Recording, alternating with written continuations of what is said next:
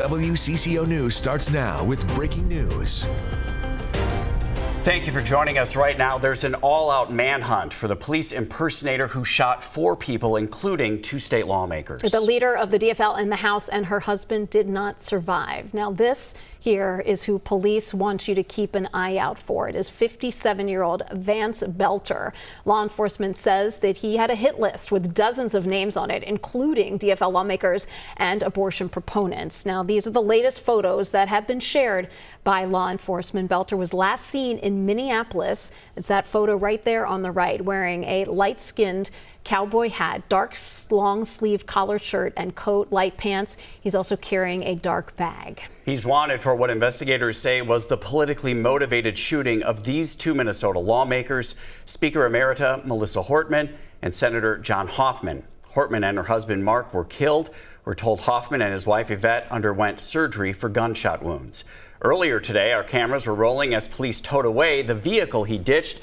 You can see it looks exactly like a squad car. Inside, police found flyers for the No Kings protests, which happened across the country today. And within the past couple of hours, armored police vehicles moved onto a property that's believed to be connected to that suspect, Belter. This is down in Green Isle. It's about an hour southwest of the cities. And our cameras caught SWAT officers sending flashbangs into a home in North Minneapolis. We saw both state and federal investigators there, but we're still working to confirm if or how this is connected. Now, we have live team coverage of this very quickly moving story. First, let's go to Adam Duxter. He's in Blaine. He's been there throughout the day, where we've had the very latest updates on both the suspect and the search. Yeah, Heather, and the biggest thing we know right now is that police, despite all their trying, still don't know where Vance Belter is. They've had a command center here in Blaine with local, state, federal law enforcement all day long trying to find him, but still they say their efforts are ongoing. Now the FBI offering a $50,000 reward to anyone who's got any information that can lead to an arrest or a conviction of Belter. But again, they are saying this is someone who is considered to be armed and dangerous, and if you see him, they're asking you to call 911.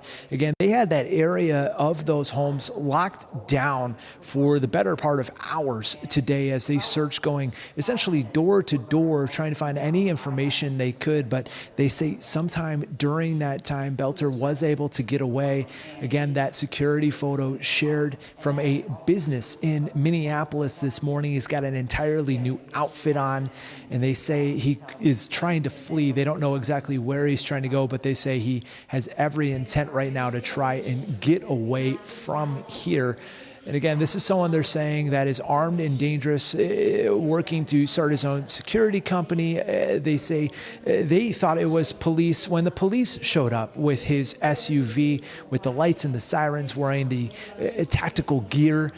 So again, someone they say is very dangerous, but they do say, and local law enforcement and local officials are stressing here in Blaine, right now is not the time for speculation, and they are focused on still being with those grieving families today. This individual did this to instill fear into our community, but they also wanted to create a distinct and singular point of view. When I listed all of that law enforcement coming together, that was really us as a state, as a community, from all different walks of life coming together to work on what's happening. And I received calls from folks across the state, from all different ethnicities and communities as well, with an outpouring of support.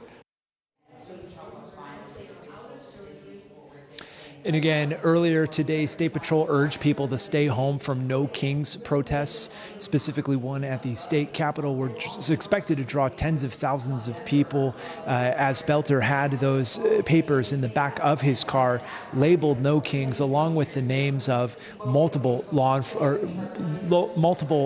elected officials, rather, that police say were targets. Again, still so much we're working to learn about Vance Belter, but the most important thing is that he is still on the run. He's considered armed and dangerous. There's a reward out there for him, and police are asking, if you see him, call 911 and get to safety. Yeah, that is the focus right now. Adam Duxter and Blaine, thank you. Belter's known address is a rural home in Sibley County near the town of Green Isle. That's where we find John Lauritsen. John, there's been a law enforcement presence there for much of the day. Yeah, there really has been. In fact, you can kind of see behind me right now, we have a Sibley County Sheriff's Department vehicle blocking off this road. Vance Belter actually lives about another mile down and another half mile or so kind of west of here, so about a mile and a half or so away. And you'll find further law enforcement vehicles down that way as well. Now, some neighbors have been driving by on this road and not able to get to their homes, at least for now. They reported seeing a bomb squad vehicle come through earlier on its way to Belter's house. We talked to a few people who live by Vance Belter. They say the fact that he's a suspect is a shock to them. He must have really planned something, because to find out exactly where these people lived and, drive down there and be dressed in a police uniform and have his vehicle was supposed to be made up to look like a police car. He must have been planning this way in advance. It's a terrible thing that this happened, and yeah, it's kind of hard to believe that the guy might be living out in my neighborhood.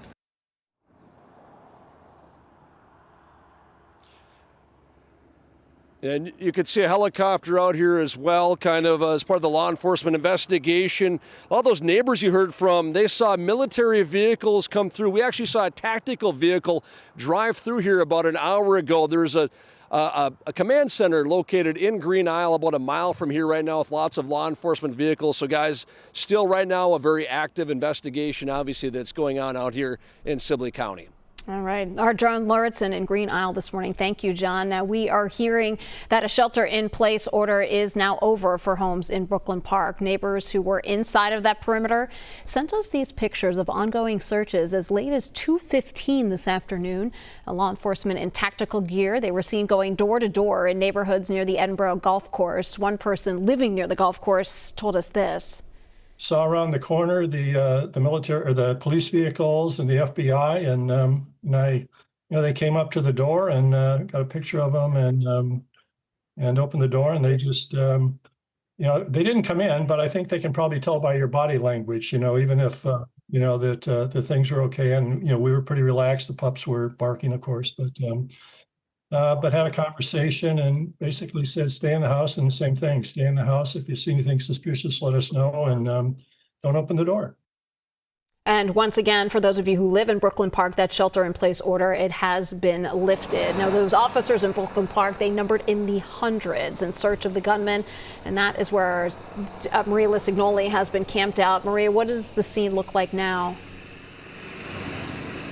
Well, Heather, as you can probably hear, neighbors are out and about. There is people walking their dogs and chatting with each other, really trying to understand what exactly happened last night. But as you can see behind me, Speaker Emerita Melissa Hortman's house is just beyond this pond, and the BCA truck is there. There is caution tape surrounding the area, so this is still very much an active crime scene. Like I said, neighbors finally beginning to just come out of their house now that the shelter-in-place order has been lifted. But everyone I spoke with was shocked that their friends were killed in the middle of the night. Now, this morning, law enforcement and the Bureau of Criminal Apprehension surrounded the home of Speaker Emerita Melissa Hortman and her husband, Mark. Officers searched through what is believed to be the vehicle the suspect left at the home. And as you can see, it looks exactly like a law enforcement vehicle with flashing white and yellow lights on top. But then when it was towed away, you could really see the red and blue lights flashing in the windshield. The truck even had a white license plate that said police. Now, some neighbors I spoke with said they did hear commotion last night. They heard multiple rounds of gunshots before seeing police swarm the Hortmans' home. But when it comes to the Hortmans, every neighbor I talked to said they were kind and outgoing people who they would often see around the neighborhood walking their dog, Gilbert. One neighbor I spoke with just talked to Melissa yesterday. She was all bundled up because it was cold and rainy, and just the biggest smile on her face. And that's what I remember about Melissa and Mark. They just were always just happy to see you. It's tough. It's, you feel like you lost some friends today. I mean, that's how I look at it. It's not, I lost a politician. I lost 2 friends. It was really devastating. Yeah. My wife and I, we cried, and it's really big loss, for Minnesota, for the community here. Now, the neighbors I spoke with said they rarely spoke with the Hortmans about politics.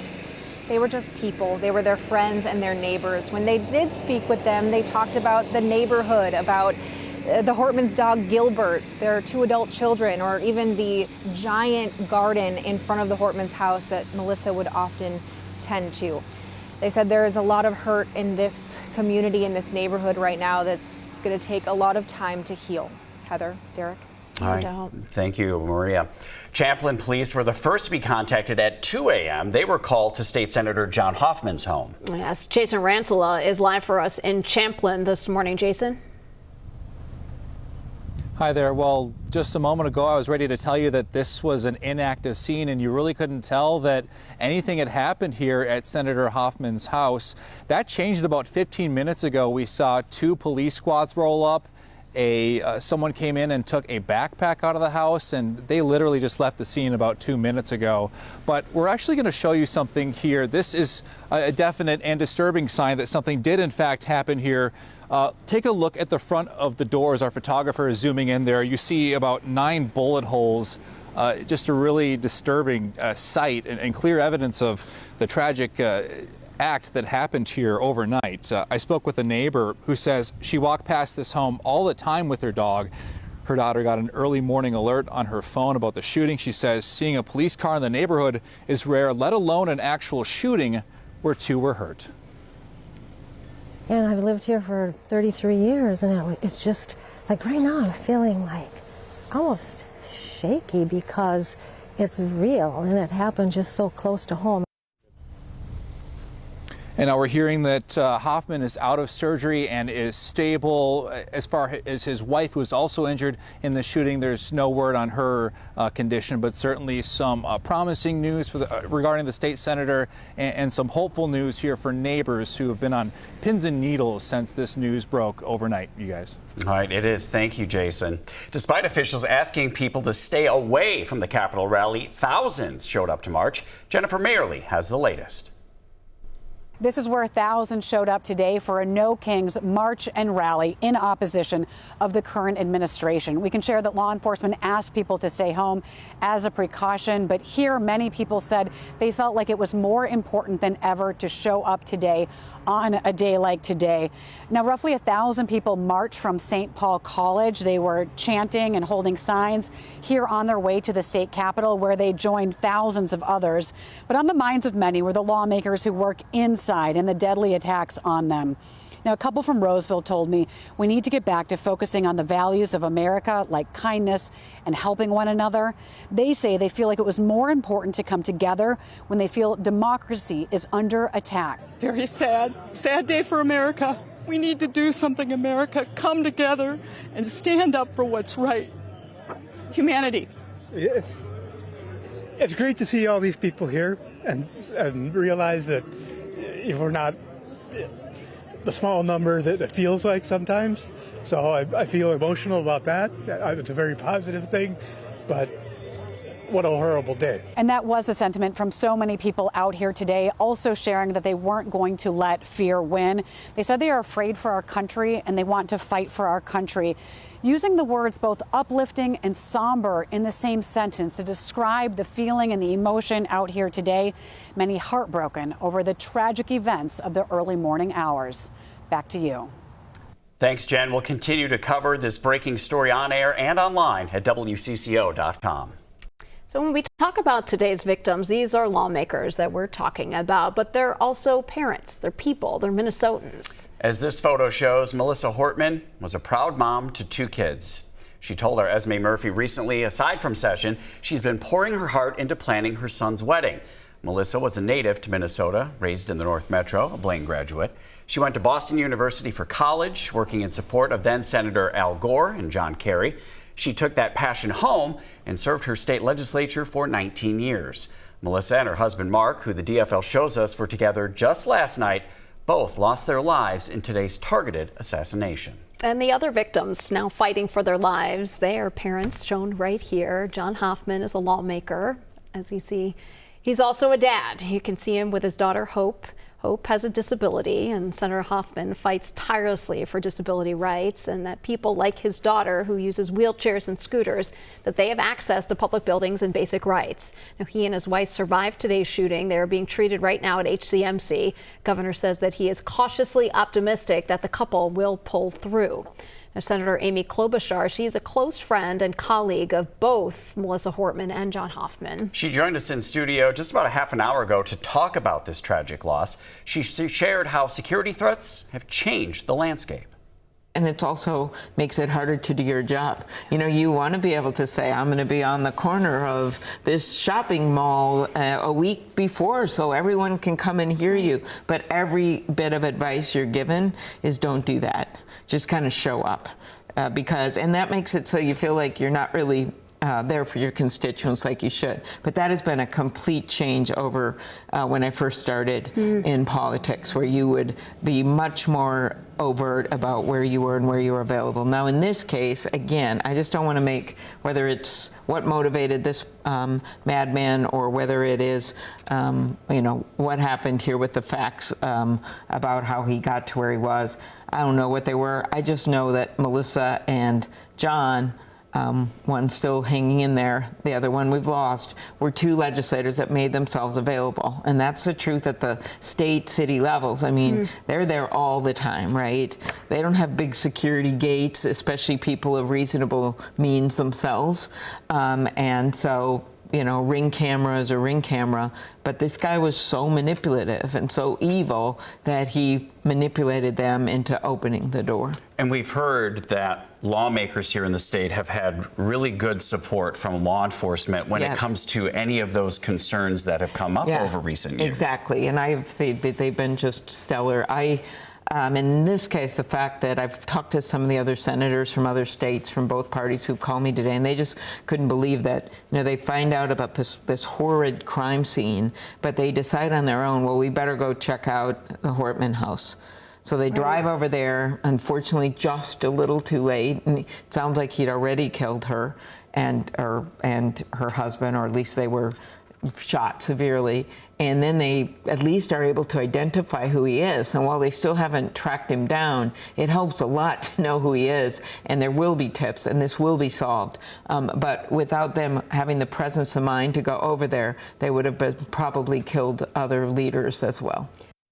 Our team continues to cover all angles of this breaking story on air and online at WCCO.com.